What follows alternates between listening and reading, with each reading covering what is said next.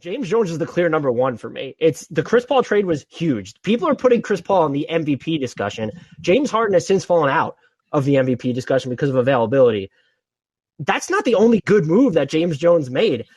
Jay Crowder, Torrey Craig has been absolutely monstrous for them. Getting them in a position where you have competent players, and this, I guess, gives them credit for years past, but bringing Dario Saric back, he was so good at the 5 for most of this year. That's kind of fallen off. I guess if you want to build a case against him, you could point out that they didn't draft Tyrese Halliburton when he was there. And could you imagine this team with Tyrese Halliburton on it? Just they would be amazing. We did before the season started and really liked what we saw there, and then we just didn't get to see it. I do think the one thing you can give him credit for, like last season leaking over into this season, was the way that they structured the Cam Payne contract so that they could bring him back. I want players to get paid more than they are, so I'm not saying I don't want to, Cam Payne is underpaid. How great is that for the Suns?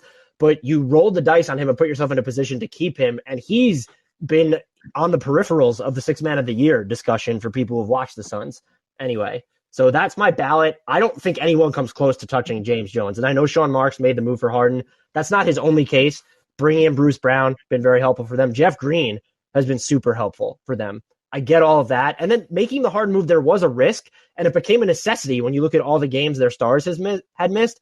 But there's also sort of the element of the no-brainer there, where it's, trade for a top 5 player or don't without giving up any real stars in the process.